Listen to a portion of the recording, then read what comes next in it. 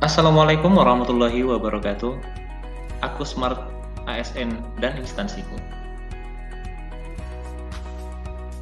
Perkenalkan, nama saya Jumaidi Awal Fakiding.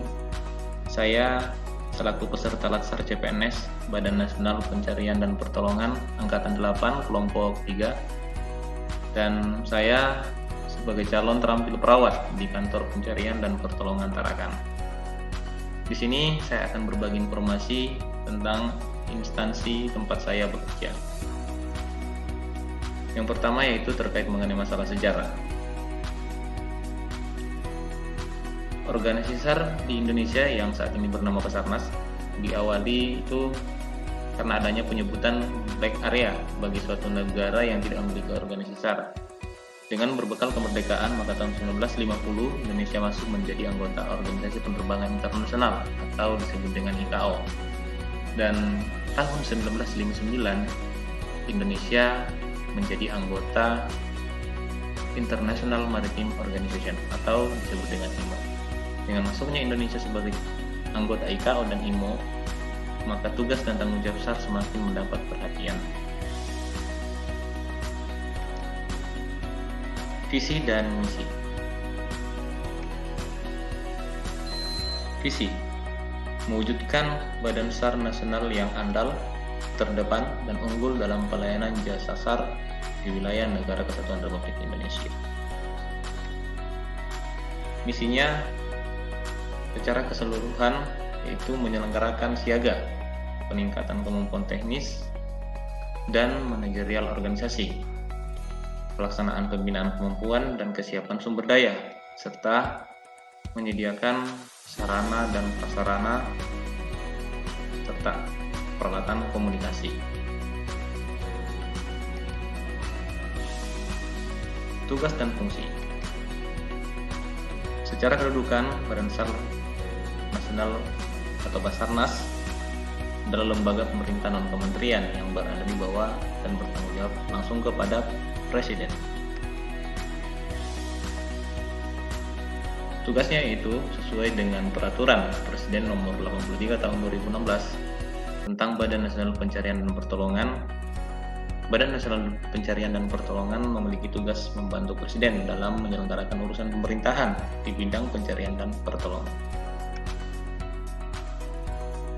Fungsinya secara keseluruhan yaitu merumuskan dan menetapkan norma standar, prosedur, kriteria, serta persyaratan, baik itu perizinan, standarisasi, siaga, latihan, pelaksanaan operasi SAR, dan lain-lain. Dan juga ada terkait mengenai masalah pelayanan informasi penyelenggaraan pencarian dan pertolongan, menjalankan koordinasi intens pada unsur organisasi di lingkungan Badan Nasional Pencarian dan Pertolongan.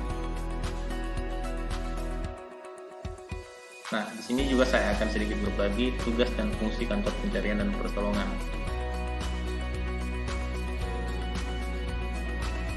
Tugas dan fungsinya yaitu Kantor Search and Rescue yang selanjutnya disebut dengan Kantor SAR adalah unit pelaksana secara teknis di bidang pencarian dan pertolongan yang berada di bawah dan bertanggung jawab kepada Kepala Badan SAR Nasional.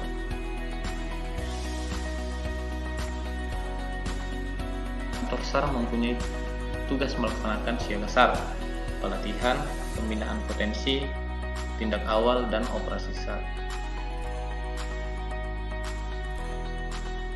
Sedangkan fungsi itu mengadakan pelaksanaan siaga SAR, pelatihan, pembinaan potensi, tindak awal dan operasi, serta pengerahan dan pengendalian potensi dalam operasi SAR.